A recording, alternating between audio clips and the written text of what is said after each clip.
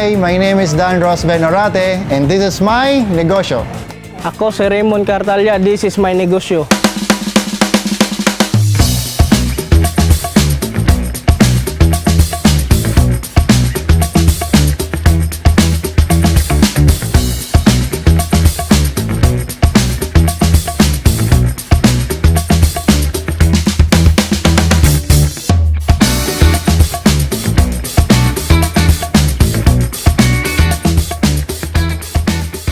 Welcome to Paris Adventure. Welcome to Be Paris sa Capitol.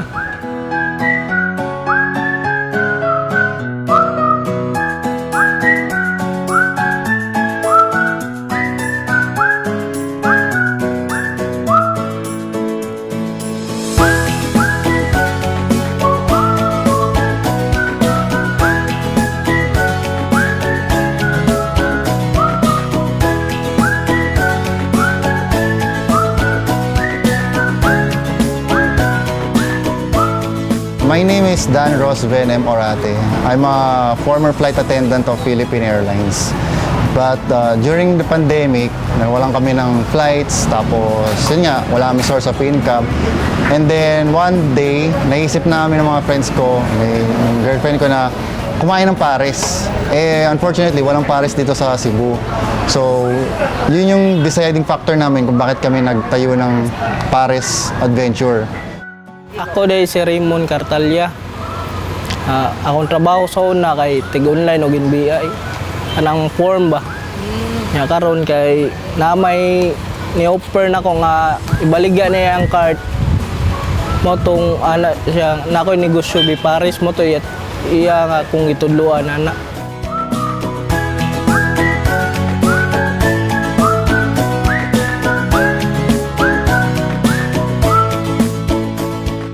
Beef pares, ano siya, beef stew na sweet and salty. So, kasama na yan dyan yung mga Chinese herbs and then yung star anise. Actually, yan, yung pares sa Manila, ito talaga yung tatlo na magkasama. So, pinaparesan siya ng ito, yung karne ng baka, tapos yung sabaw at saka nung kanin. Yun na yung magkakapares. Tapos yung beef noodles, ano siya, same siya sa bok choy, pero different lang siya ng meat. Bok choy is pork, so beef mami is beef talaga. Made from sa buto, sa laman, sa fats. Kaya siya, yun yung difference niya. Ang Be Paris kay mura ni siya batsoy kung diri sa tuwa. Alayan sa batsoy kay baka man siya gud ang batsoy baboy. Gitawag na siya Be Paris kay ang baka ug ang rice pares man sila duha mao na Be Paris. With mami ka kay katong nay pansit. Yeah. Mao to siya beef mami.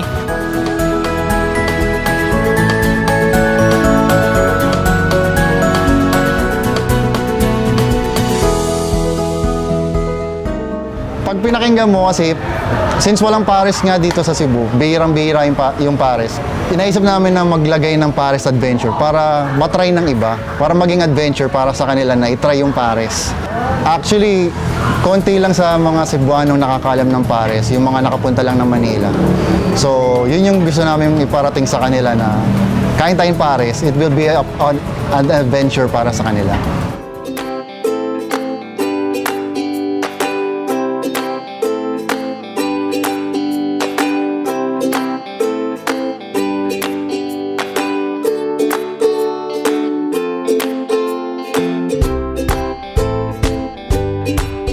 Tawag na ako Be Paris sa Capitol kay dire man sa Capitol kasagaran sa Manila ba.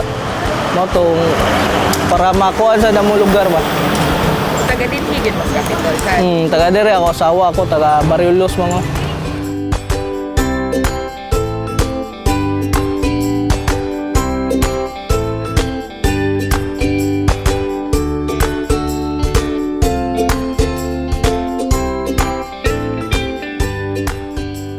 Steps ng pagluluto ng beef pares namin, it involves yung ano po, yung slow cook ng meat, slow cooking of the meat, and then that's the time na lalagay na namin yung mga spices. Yun na yung time na ilalagay namin yung mga spices, tapos titimplahan na namin siya with the soy sauce, sugar, salt, yan. Yan yung mga nilalagay namin.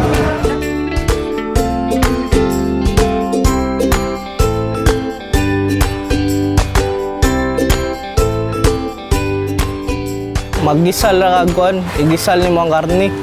Ikaw man buhat kag sabaw niya.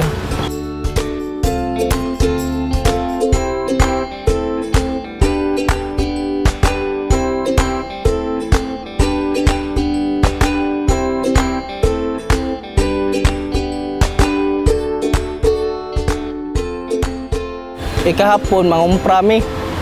Para sa carbon, mangumpra mi sa carbon. Taga-adlaw mangumpra kog napo ka kilong baka. Yang tambo ka na 5, mahog na siya 15 ka kilo tanan. Ako lutuon. Pabukalan ang baka 2 ka oras. Yang gisala na kay mga 30 minutos. Dayon. Kaya para mahumok yang motohop ang iyang kalami sa unod ba. Ikaw man moto, buhatan na to siya sabaw.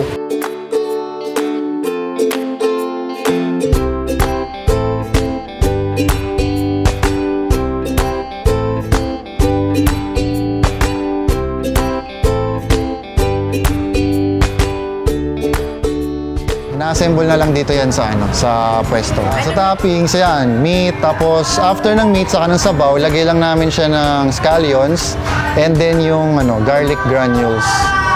Fried garlic siya. Chili sauce. So, kung gusto ng mga customers na mas maanghang, pwede naman. Itong bone marrow, kinukuha namin yung supply niyan sa ibang bansa pa.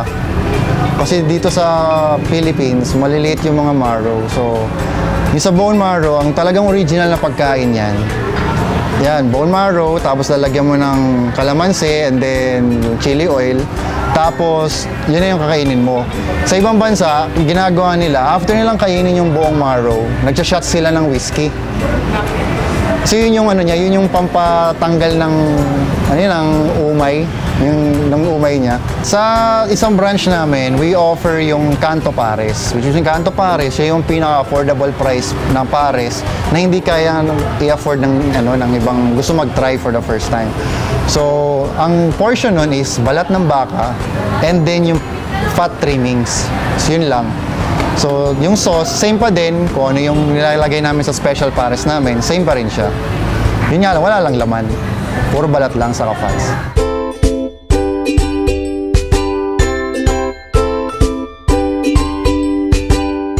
Kung sa gula, kay ang pansit, butangan siya toppings nga ahos, nya diyon sibuyas dahonan, ug limonsito, ug sili.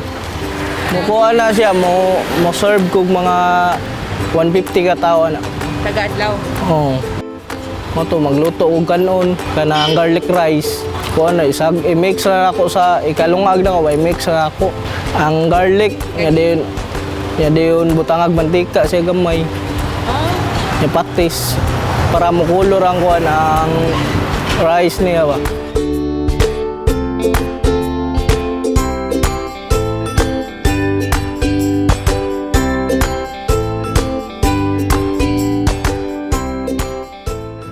Gumigising kami 5 a.m. Mamalengke kami 6 o'clock. And then preparation na yan pagdating sa bahay ng mga karne. Preparation na yan. 3 hours yung minimum ng pagluluto namin sa karne. Kasi nga, ayaw namin siya i-pressure cooker. Kung pagka pin-pressure cooker mo siya, ang tendency talaga is magiging corned beef yung texture ng karne. So slow cook siya. Slow cook. And then yung mga broth, yung fats na yung papalasa ng karne, hindi namin yung tinatapon. Sinasama namin, dinidivide namin para meron kaming pangsabaw sa beef noodles at the same time para sa pares.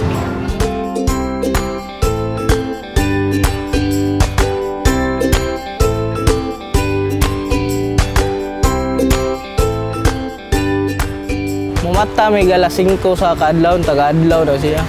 Para mga alas 8, maka-prepared na may dire. Sa dugay ba mo buka lang kuan ang sabaw. Sa mata hinay ang imong stove. Kana nang lang alas 5 para bisag hinay imong stove makakuan ka sa sakto nga oras ba. Magtinabangay mi sa pares, siya mulungag, nya ako'y magkuan magbuhat sa sabaw ba. Timplahan ako daan. Ang kapoy rani kanang mag-prepared mi ba. Diya ra kapoy. Kanang maglapaw pa mi sa pansit, magadaan pa mi sa lamas para sa kuan, maura man ay hago kayo.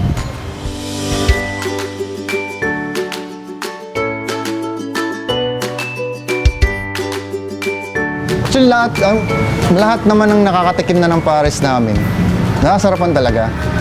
May mga ibang customers na rin kami na pang 5th time na ng order, 6th time na ng order. Tapos, ang lagi nilang sinasabi dito is wala siyang hindi siya yung binetchin. Oo, kasi gawa talaga siya sa fats, gawa siya sa laman, sa litid.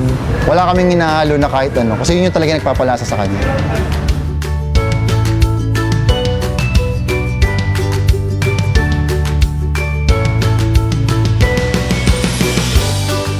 January pa may gasugod ani nga negosyo.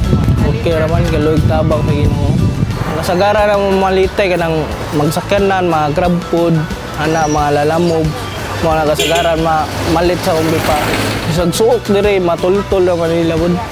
Daghan mig suki magbalik-balik kay murag tanaw niya daghan og takos bay nga na daghagunod. Lami man gud no.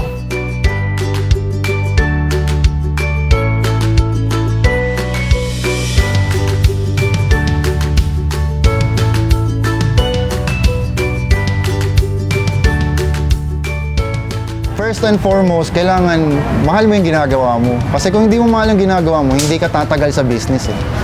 Pagka na-enjoy mo yung ginagawa mo, yun yung time na marami kang matututunan, yun yung time na mas dadami pa yung ideas mo, kung ano yung mga dapat idagdag, ano yung dapat ibawas. Huwag niyo muna isipin kung ano yung income. Isipin niyo muna paano yung mapaperfect yung product niyo.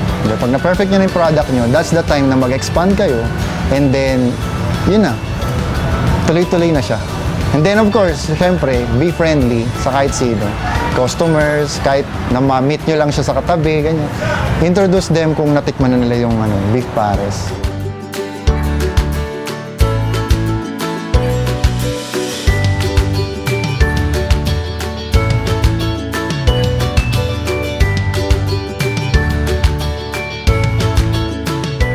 Ang sekreto ana, hatagan ni mo gugmay mong pagbuhat ba. Ano siya kay kung may gugma ang imong pagbuhat wa manginailam. Dako na siya natabang sa pamilya kay makakaon may libre may kaon. Kasad ko mapakaon nga mga bata ba ana. Mapod mo.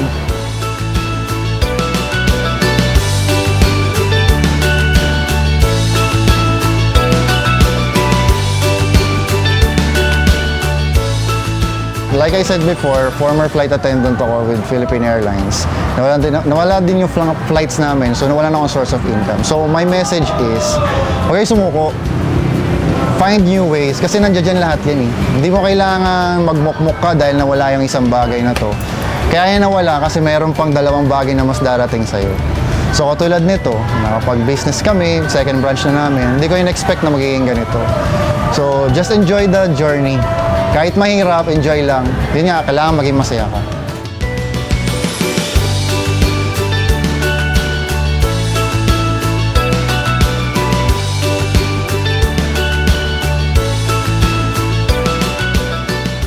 Katong nawagtangan og trabaho katong sa kadtong pandemic, pwede ra mo magsugod og gagmay nga negosyo. Samahan ni nako maningkamot nga na matag sa iyo hago ra gid maro kogi ba maro na ako makuha nila.